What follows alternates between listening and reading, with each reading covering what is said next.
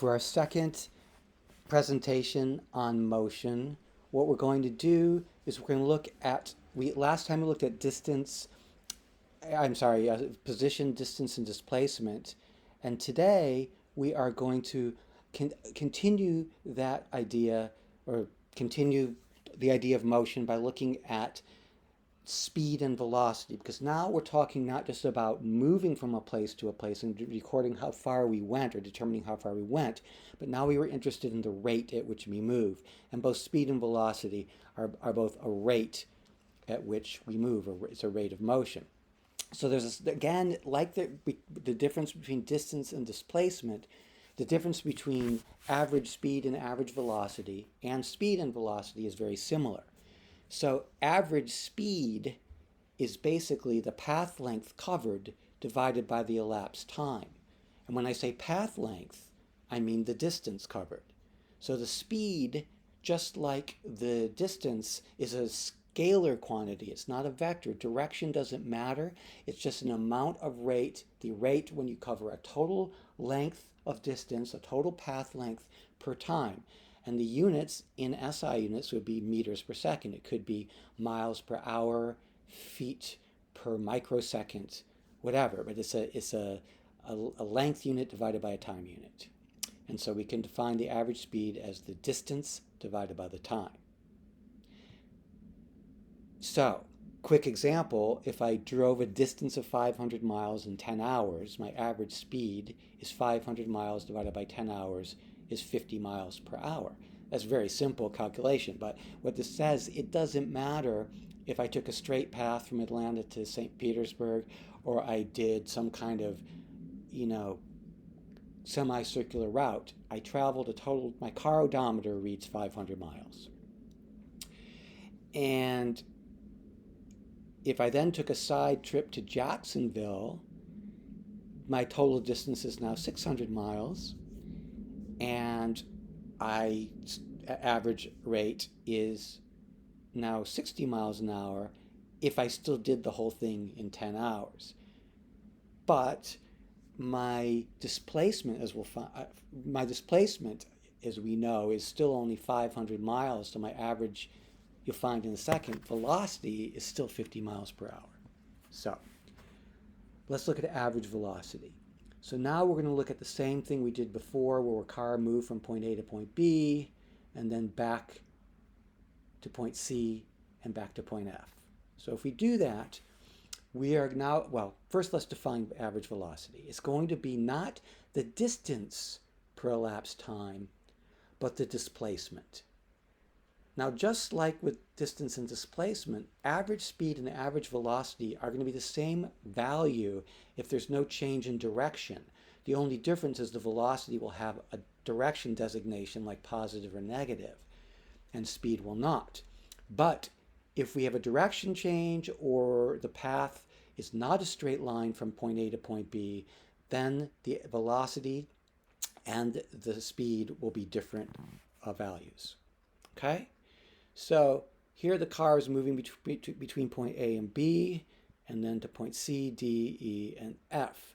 And so what we can do is we can look at the position of the car at various times. So we have a table here, and it tells us where we are at all those times. And this is the same motion as we saw in the previous screencast.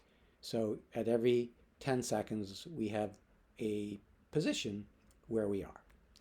Now, if I go from, for example, from 0 to 10 seconds, I've traveled a total distance of 22 meters, but also my displacement is positive 22 meters in a time of 10 seconds. So both my speed would be 2.2 meters per second, but my average speed and my average velocity would be positive 2.2 meters per second, although it doesn't say positive on the slide. It technically should. Okay? Now here's an example where I could take two different paths to the same place. Along the straight path, I travel a distance that is equal to the displacement from x initial to x final. But if I travel along the blue path, I travel the same displacement from beginning to end, but the distance is longer. So if I do that in the same time, my my speeds will be different. The blue path will mean I have traveled at a greater average speed than my average velocity, since my distance is greater than my displacement. So I'd like you to go through each one of these questions, answer them for yourself, and then we can talk about them in class afterwards. So go through each of these examples to get an idea of, well, basically looking at distance, displacement, speed, and velocity. This is a guy running back and forth along a football field. And then it's going to give you some questions. What is the player's displacement? What is his average velocity? And you should be able to figure that out based on the definitions. Okay?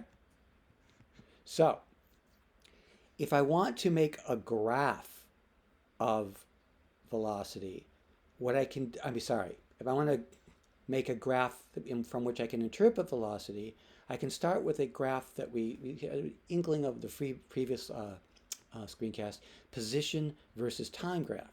So what I can do is I can plot the position at any point along the graph. Now, if you look at this graph, you see I have a constant positive slope. And what that constant positive slope represents is a constant velocity. Because if you recognize that the definition of average velocity is displacement per time, what you can see is every interval of time, let's take a 10-second interval, my displacement is positive 20 meters every 10 seconds. And so that's the rise over run, that's the slope of the graph. So the slope of the position time graph tells me how fast I'm moving. The graph directly tells me at any point, where am I? At 10 seconds, I'm at a position of 0. At 30 seconds, I'm at a position of 40 meters. But indirectly, it tells me my rate of motion. So if the slope is constant, I know my velocity is constant. Now, in this case, I've got a motion where the velocity is not constant. It's actually slowing. It starts off fast, slows down, turns around, speeds up in the negative direction, then slows down. Now, be that as it may, we'll talk a little bit more about instantaneous velocity soon. But what I can still do is get the average velocity between any 2 points by just drawing a straight slope between those 2 points. So my average velocity from point A to point B is represented by the slope of this blue line right here. My average velocity from point A to point C is represented by this blue line. From A to D is represented by this line.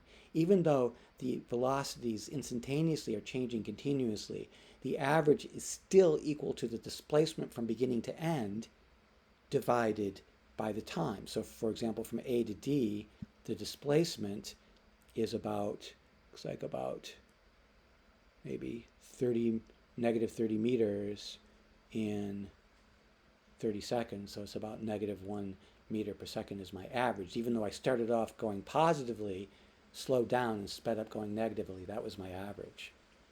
Okay?